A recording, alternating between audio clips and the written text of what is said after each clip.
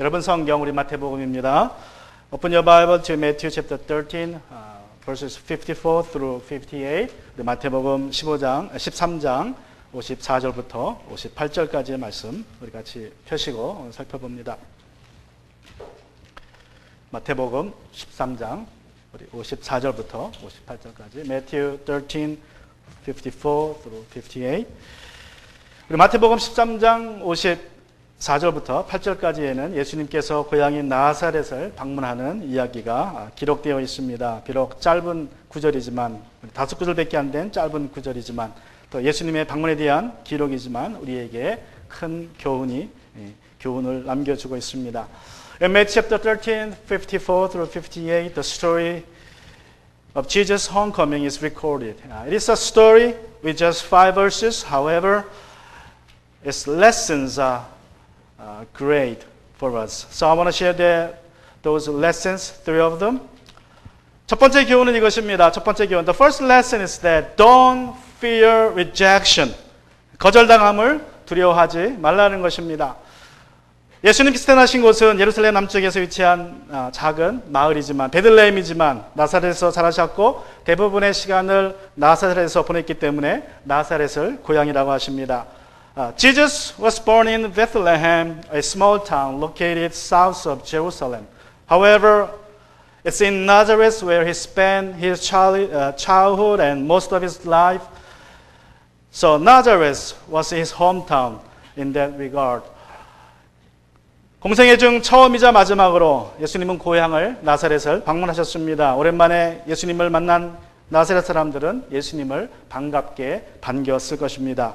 자, 이제 안식일이 되자 예수님은 회당으로 가셨습니다. For the first time, probably last time, during his public ministry, he visited Nazareth. Seeing him in a long time, the people of Nazareth welcomed him. When the Sabbath approached, he went to the synagogue of the town.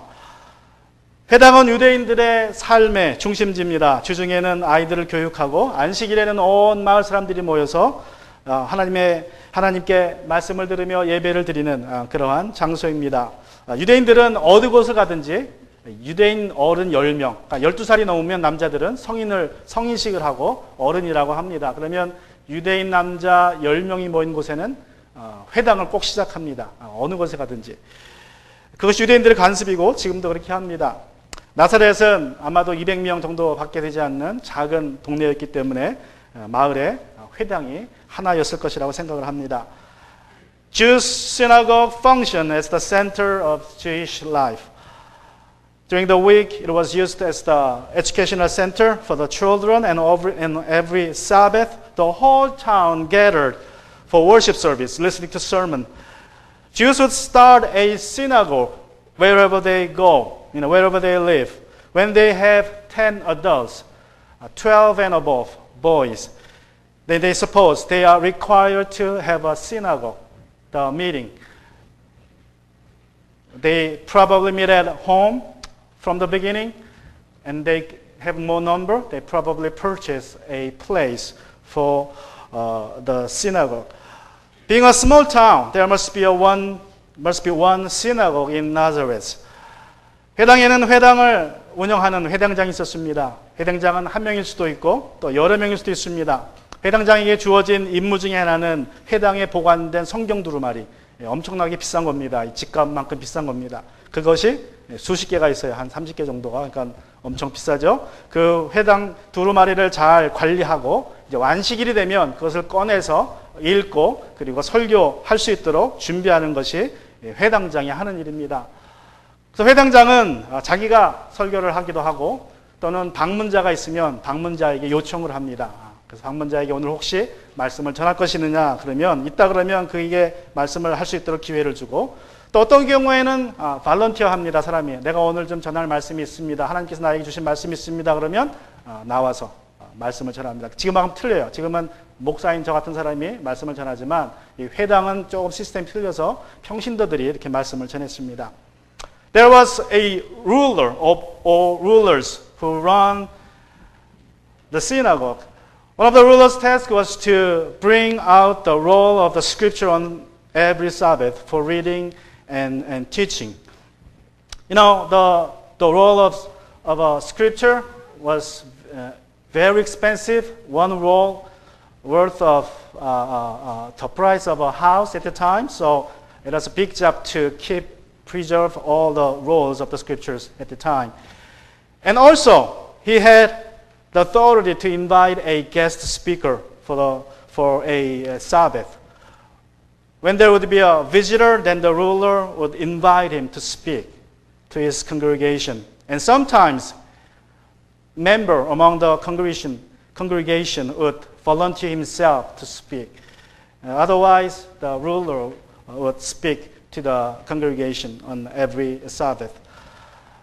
이날 예수님께서 자원하셔서 앞에 나가셔서 말씀을 전하신 것인지 아니면 회당장이 그렇게 부탁한 것인지 마태는 기록하고 있지 않습니다. 그러나 한 가지 분명한 것은 대부분의 나사렛 사람들이 예수님의 설교를 들으면서 들으면 들을수록 마음이 불편해지기 시작했던 것입니다. It's not clear if Jesus was invited or asked to speak or volunteered himself. Matthew didn't clarify it. However, one thing is clear, that the most of the people in Nazareth at the time, listening to the sermon by Jesus, were getting uneasy. Matthew chapter 13, 57, which says like this. 우리 마태복음 13장 57절에 보시면 이렇게 말씀합니다. 그래서 그들은 예수를 달갑지 않게 여겼다. 별로 좋아하지 않았어요. 속에 말했지만 좋아하지 않았습니다. It says, and they were offended by him. Why? 왜 그들이 달갑게 생각하지 않았습니까? 여러분, 예수님은 하나님의 말씀을 가르침에 있어서는 서기관이나 바리새인들보다 비교할 수 없을 만큼 뛰어난 분이셨습니다. 위대한 교사로서 가르치는 권세가 있음을 인정받았습니다. 그럼에도 불구하고 나사렛 사람들은 예수님이 전하신 복음을 거절했고 예수님을 거절했습니다. Jesus distinguished himself above any scribes and Pharisees in the area of teaching the Word of God. He was the great teacher at the time with authority to teach. However, the people of Nazareth refused to believe the gospel that Jesus proclaimed. Not only that, he also rejected Jesus himself. 우리가 복음을 전할 때 거절당하는 것은 지극히 당연한 일이라는 것을 기억하시기 바랍니다. 방금 말씀드린 것처럼 예수님도 거절당하셨습니다. 그러므로 우리가 사람들에게 복음을 전하다가 거절당하겠다고 해서 여러분 좌절하지 말아야 합니다. 여러분이 거절당하는 것은 지극히 정상적인 현상입니다. And it's no wonder that we are being rejected by people when we share the gospel. As I just mentioned, it happened to Jesus. Therefore, you should not be discouraged when you are rejected sharing the gospel. I believe it's just normal. Previously, Jesus had warned his disciples in Matthew chapter 10, 14. 마태복음 10장 14절에서 예수님은 이미 제자들에게 이렇게 경고하셨습니다. 누구든지 너희를 영접하지 않거나 너희의 말을 듣지 않거든. 누구든지 듣지 않거든. 이미 예수님께서는 듣지 않을 것이라는 것을, 사람들이 제자들의 말을 듣지 않을 것을 이야기했습니다. 듣지 않을 뿐만 아니라 핍박이 있을 것이라고도 10장에서 말씀하셨습니다. Jesus says in verse 14 of chapter 10, if anyone will not welcome you or listen to your words, rejection has been predicted by Jesus.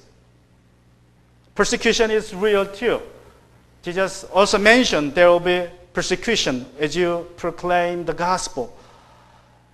여러분, 그런데 놀라운 것은 예수님께서 첫 번째로 복음을 전하다가 거절당하신 분이라는 사실입니다. 그것도 자기 고향 사람들에게. Now what surprised me is that Jesus is the first one to be rejected by his own people. The people of Nazareth. 그러므로 여러분이 거절당할 때에 슬퍼하거나 좌절하거나 자책할 필요가 없습니다. 여러분이 실패한 것이 아닙니다. 여러분이 복음을 제대로 전하지 못한 것도 아닙니다.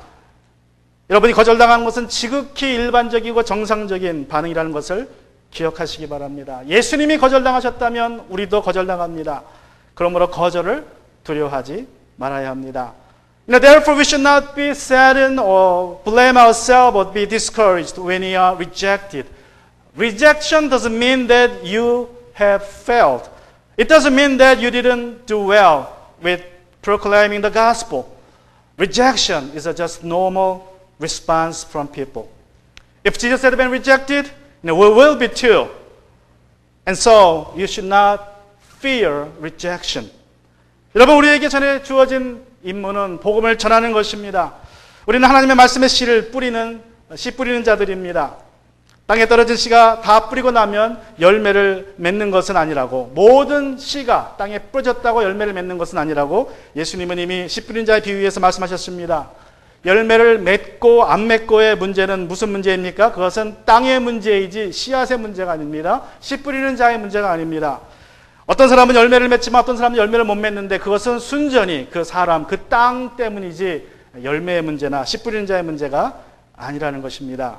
그러므로 여러분, 복음을 전할 때에 거절당하는 두려움을 이기셔야 합니다. 거절당하더라도 전하셔야 합니다. Our task is to proclaim the gospel. We are sowers of the word of God. In the parable of the sower, Jesus told us that not all the seeds sown would grow and eventually bear crops. Some will and others will not. It all depends on the condition of the soils, not on the sower or the seed.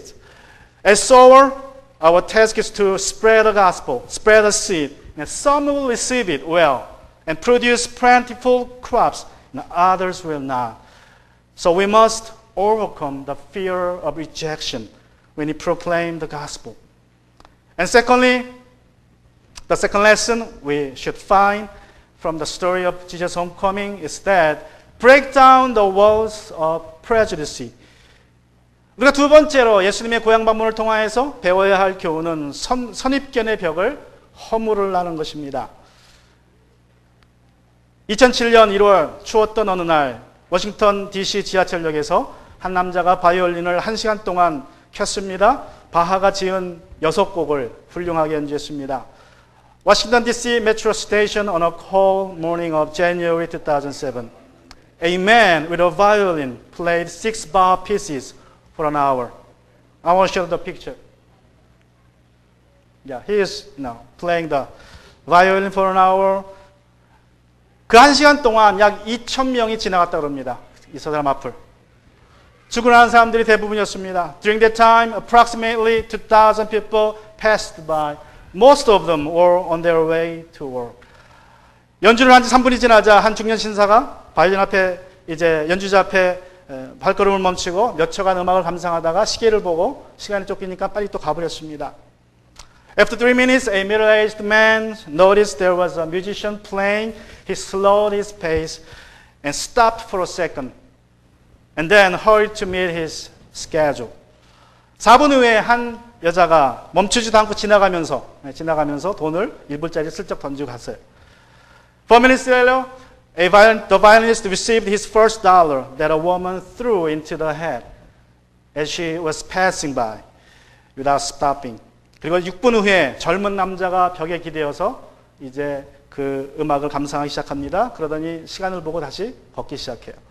6 minutes later, a young man leaned against the wall to listen to him. Then he looked at his watch, started to walk again. 10분 후에 3살 먹은 꼬마가 잠시 멈춰섰지만 엄마가 곧 꼬마를 잡아 끌기 시작했습니다. 꼬마는 막 끌려가요. 그러면서도 고개를 뒤돌아서 이 바이올 연주하는 연주자를 쳐다봅니다. 10 minutes later, 3-year-old boy stopped by his mom, tugged him along hurriedly. The kid stopped to look at the player, the violinist again, but his mother pushed him hard. 45분이 될 때까지 연주자는 계속해서 연주를 했습니다. 그때까지 단 6명만 멈추어서 잠시 연주를 감상하다가 20불을 남기고 떠났습니다. 그날 연주자가 총 32불을 모금했다고 합니다. For 45 minutes, the musician kept playing. Only 6 people stopped and listened for a short time. About 20 gave money, but continued to work at their normal pace. The violinist collected a total of $32 that day. 1시간이 되어서 연주자는 연주를 멈췄습니다. 그러나 아무도 눈치채지 못합니다. 아무도 박수를 보내지 않았습니다. 다들 제 갈 길을 바쁘게 걸어가고 있었습니다. By an hour, the musician finished playing and silence took over. No one noticed. No one applauded. Nor was there any recognition. 여러분, 이 거리 연주자는 자슈아 벨이라고 하는 세계에서 가장 뛰어난 바이올리니스트 중에 한 사람입니다. This violinist was Joshua Bell, one of the greatest musicians in the world. This is him. Yeah.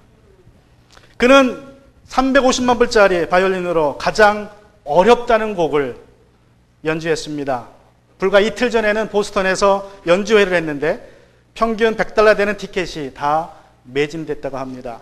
Now, that day he played one of the most intricate pieces ever written with a violin worth $3.5 million. 2 days before, he sold out a theater in Boston where the seats were averaged $100.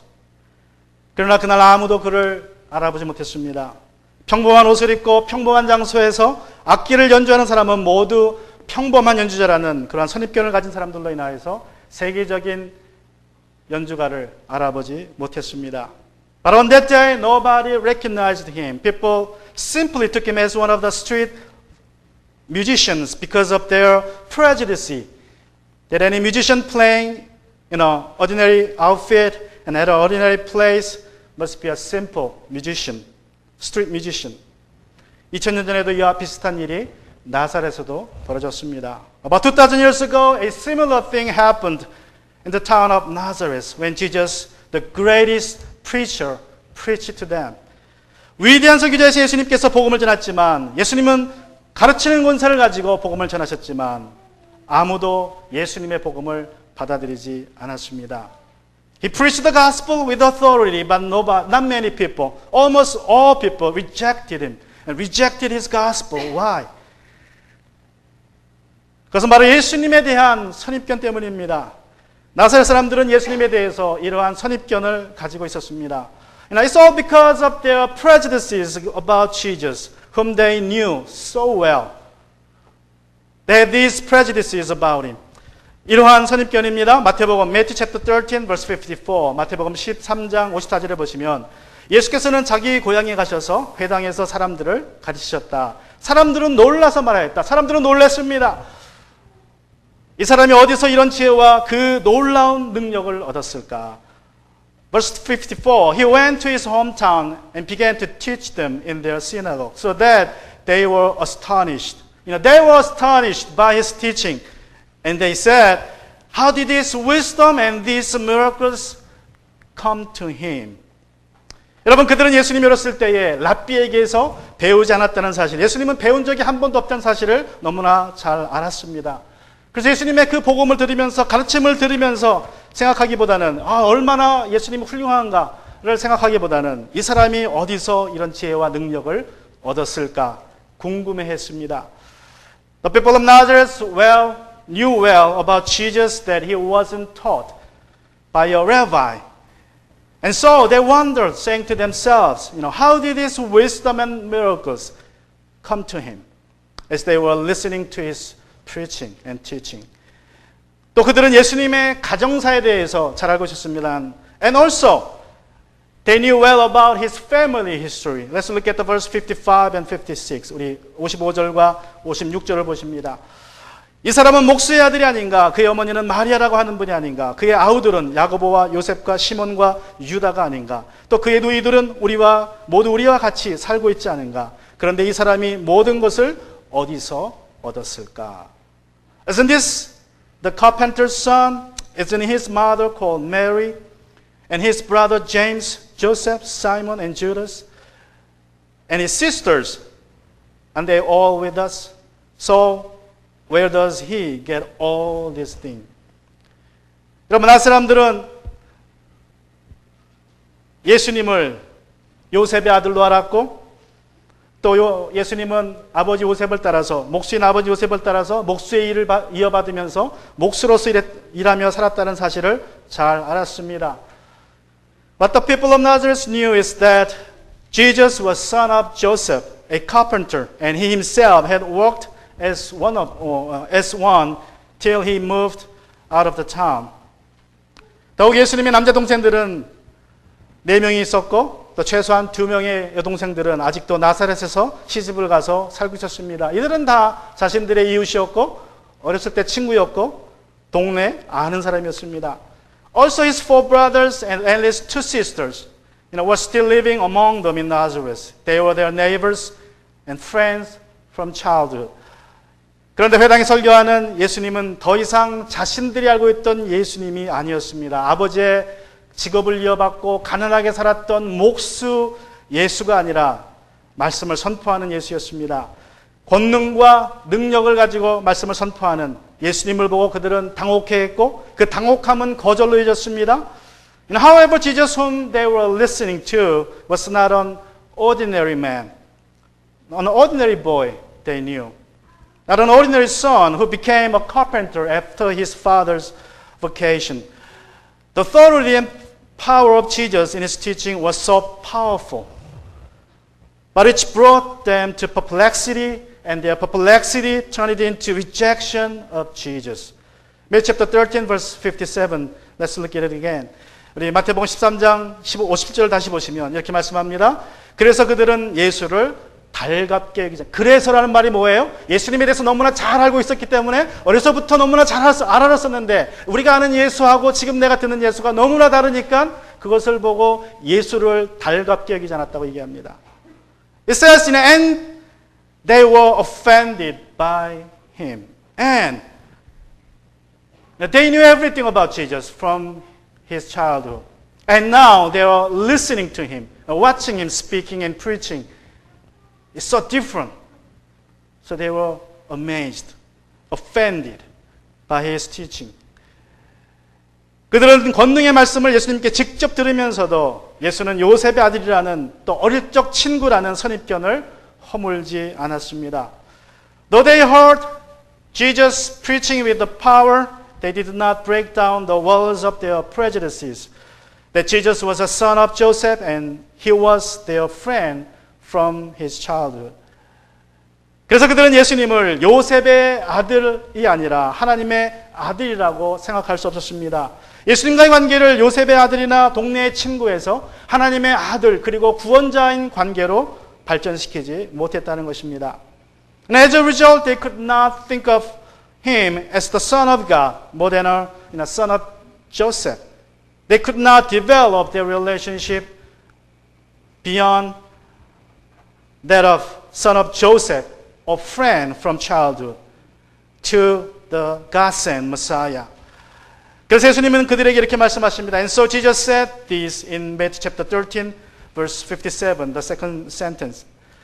마태복음 13장 57절 하반절에 보시면 예수께서 그들에게 말씀하셨다. 예언자는 자기 고향과 자기 집 밖에서는 존경받지 않는 법이 없다. 모든 곳에서는 존경받지만 고향에서만 존경받지 못한다는 것입니다. But Jesus said to them, a prophet is not without honor. He's going to be honored, but except in his hometown and in his household. 여러분 이것은 유대인들의 속담입니다. 예수님 만든 이야기가 아니에요. 무슨 말입니까? 친근함이 선입견이 되는 것은 언제 어디서나 일어나는 일이라는 것입니다. 보편적인 현상이기에 이것이 속담이 됐다는 것입니다. This is a Jewish proverb, not made by, said by Jesus first. The Jewish made this proverb out of their daily experience that familiarity simply turns into prejudice most of the time instead of intimacy. Familiarity should lead you to intimacy, but many times it just leads you to prejudice. 여러분 우리가 서로 잘 알면 서로 친근하면 친숙해져야 됩니다. 그죠? 근데 그 친근한 것이 친숙해지질 못하고 오히려 선입견이 되어서 관계에 장애가 될 수 있다는 것입니다.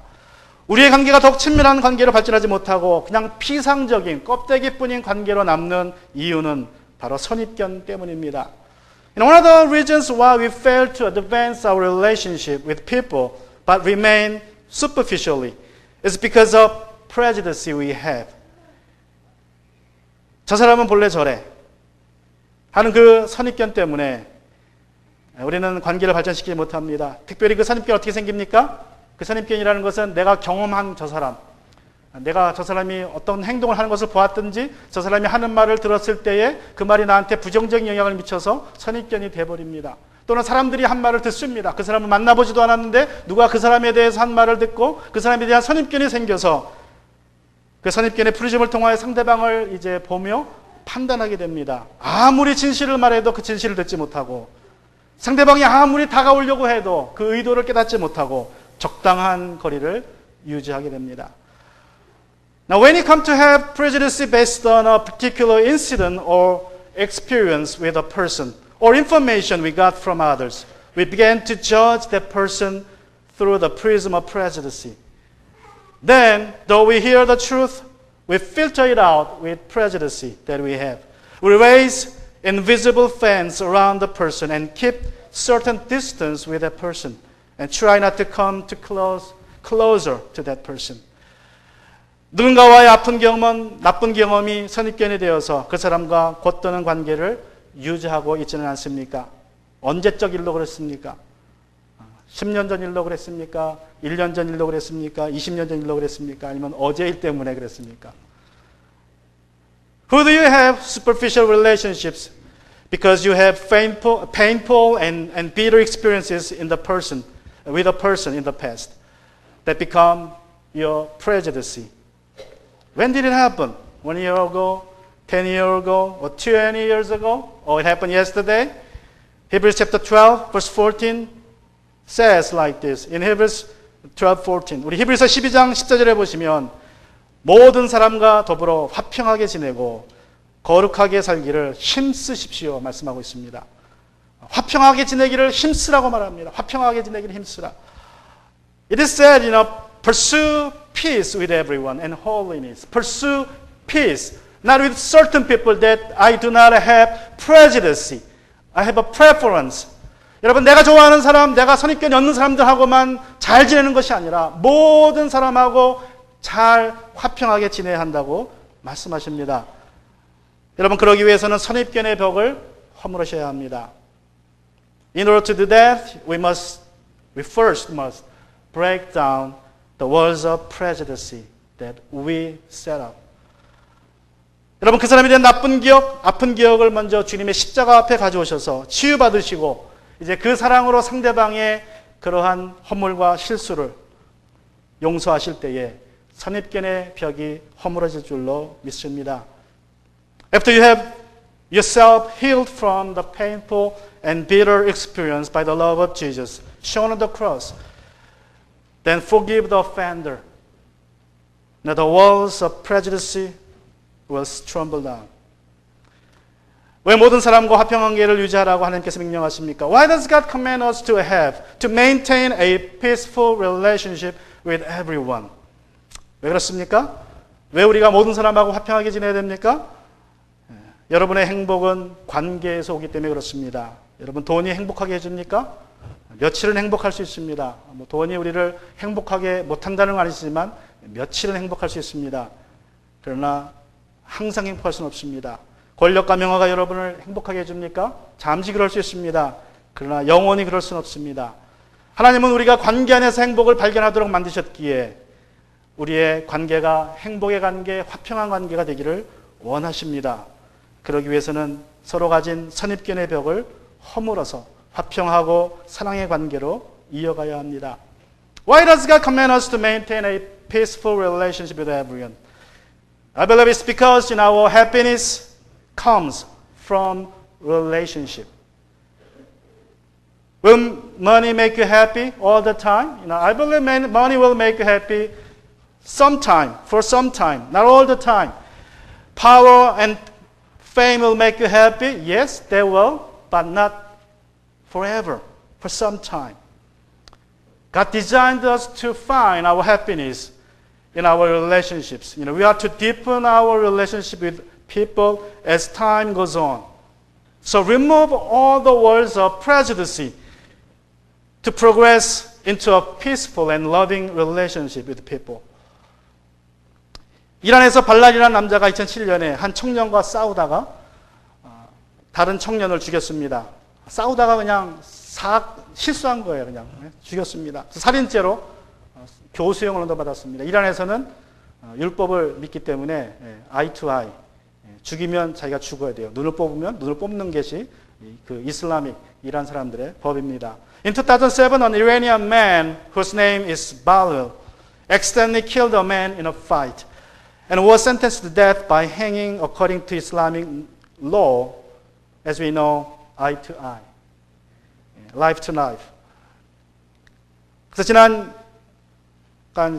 앞으로 한 10일 전, 13일 전이죠. 지난 4월 15일에 이제 마침내 교수형이 이제 시작됐습니다. On April 15 this year, 2014, about 13 days ago, it was his execution day. He was led to the gallows and a rope was tied around his neck. 이제 그가 교수대에 끌려가서 이제 목에 올가미가 걸렸습니다. 그때 그가 죽인 청년의 어머니가 그에게 다가왔습니다. At the time, the mother, whose son was killed by him, approached to him and struck him on his cheek. 그리고 와서 뺨때기를 한 대 팍 때렸어요. 그리고 살인자에게 이렇게 말했습니다. And he said to him, 용서한다. I forgive you. With her husband, she took the rope out of his neck. I will show you the picture. 남편과 함께 이제 그 목에 있는 올가미를 벗어주는 거예요. 용서해 줬으니까 가는 겁니다. 이슬람식 로에 따라서. 이슬람을 믿는 여인이 이렇게 했다면 하나님의 은혜를 믿고 하나님의 사랑을 아는 우리들도 이렇게 할 수 있을 줄로 믿습니다. 하나님은 이렇게 하라고 우리에게 방관하십니다. If a woman of Islamic faith was able to do it, why not us? We know the grace of God, we know the love of God that is shown on the cross. We have to forgive and tremble down and break down the walls of prejudice. And lastly, we have to remember faith is the priming water for a miracle. 세 번째로 믿음이 기적의 마중물임을 여러분 기억하셔야 됩니다. Let's look at Matthew chapter 13 verse 58. 우리 마태복음 13장 15절 말씀해 보시면 이렇습니다. 우리 같이 읽습니다. 한국말로 마태복음 13장 15절. 예수께서는 그들의 믿지 않음 때문에 거기서는 기적을 많이 행하지 않으셨다. Let's read it in English all together. And he did not do many miracles there because of their unbelief. 예수님의 능력은 사람들의 믿음에 제한되지 않습니다. 하지만 우리의 믿음과 예수님의 행하시는 기적 사이에는 아주 밀접한 관계가 있다는 사실을 우리가 알아야 합니다. The power of Jesus is not limited by people's unbelief. However, we should know that our faith is closely related to the miracle, to the power of Jesus. 마태복음 8장과 9장에서 예수님께서는 많은 병자들을 또 귀신 들린 사람들을 고쳐주셨고 풍랑을 잔잔케 해주셨습니다. 여러분 그런데 예수님께 고침받거나 이런 기적을 경험한 사람들은 하나같이 한 가지 공통점이 있습니다. 그것은 그들이 와서 예수님께 믿음으로 요구했다는 거예요. 믿음으로 기적을 요구했을 때 예수님이 그 기적을 행해 주셨습니다. In Matthew chapter 8 and 9, Jesus healed many sick people and demon-possessed people and calmed down stormy sea by a command. And what's common in all those miracles is that they came and asked for it personally to Jesus by faith. They asked for it by faith and Jesus responded according to their faith. 예수님은 누군가 와서 기적을 요구할 때에 믿음으로 요구할 때에 한 번도 거절하신 적이 없습니다. Now when Jesus asked for a miracle, He never refused to do it. 심지어는 혈루증으로 고생하던 여인은 예수님께 요청하지 않았지만 예수님 뒤에 와서 내가 예수님의 옷에 손만 대면 낫겠다 하는 믿음을 가지고 그 옷을 만졌을 때에 예수님께서 그의 병을 고쳐 주셨습니다. 여러분 그의 믿음은 기적을 일으키는 이 혈루증을 걸린 여인의 믿음은 기적을 일으키는 그러한 마중물이 되었습니다. 이 마중물이 있어야 기적이 일어난다는 사실을 여러분 꼭 기억하시기 바랍니다. When Jesus was asked for a miracle, He does it all the time. Even a woman suffering from bleeding for 12 years was healed when he came behind Jesus and touched his clothes without asking. She just touched him in faith that she would be healed by touching him. And she was. We have to know that your faith is the priming water. Unless you put your faith first, there will be no miracles for you. 믿음으로 모세가 손을 내밀었을 때 홍해가 갈라지는 기적이 일어났습니다. By faith, when Moses stretched out his hand over the Red Sea, it opened up for a way. 믿음으로 여호수아가 요단강에 발을 담갔을 때에 요단강이 멈췄습니다. By faith, when Joshua stepped into the Jordan River, it stopped flowing. 믿음으로 이스라엘 백성들이 여리고성을 7 바퀴 돌았을 때에 여리고성이 무너졌습니다. By faith, when Israelites circled around Jericho, the walls of Jericho trembled down. 믿음으로 다윗이 물맷돌을 던졌을 때에 골리앗이 맞아 죽었습니다. By faith, when David picked up and threw a stone, it killed the giant Goliath. 믿음으로 여호사밧 왕이 찬양다리 끌고 전쟁터를 나갔을 때에 수십만의 적군들이 하나님의 천사들에게 죽임을 당했습니다. By faith, when King Jehoshaphat had his choir marched into the battlefield, thousands of his enemies were smashed to death by the host of angels. 나사렛에서 예수님께서는 나사렛 사람들이 믿지 않기에 기적을 많이 행하지 않으셨습니다. 여러분 기억해야 될 것은 예수님이 기적을 전혀 안 행한 것이 아닙니다. 나사렛에서 기적을 많이 행하지 않으셨어요. 무슨 말이냐면 그래도 나사렛에서는 믿는 사람이 있었기에 그 믿는 사람들에게는 그 원했던 기적을 행해 주셨다는 것입니다. Jesus did not perform many miracles because they did not believe in him. However, it doesn't mean that he didn't do anything. He did perform some miracles to some people. Most of them rejected Jesus, but some of them, they believed in Jesus. To them, Jesus performed his power.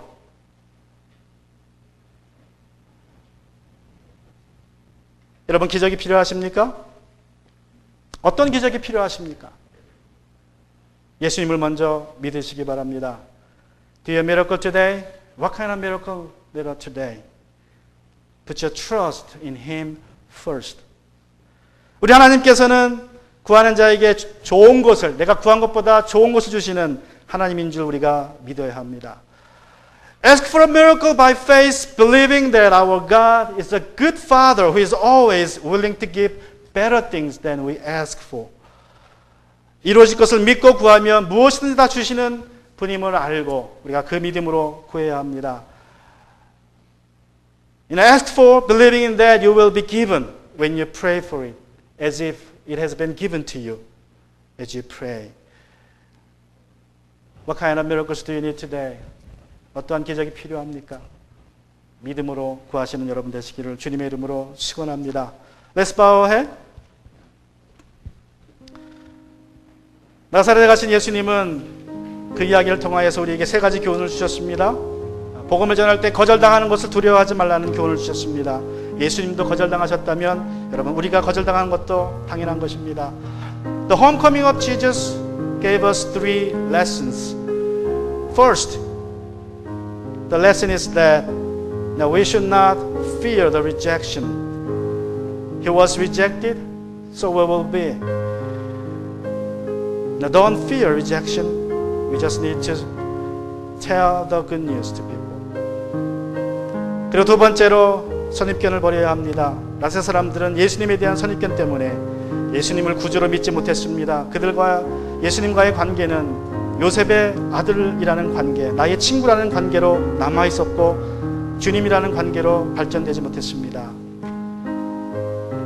친밀함, 친숙함 때문에 그 친숙함이 선입견이 되어서 더 좋은 관계가 되지 못했습니다. 여러분 어떠한 선입견이 있습니까? 누구에게 선입견이 있습니까?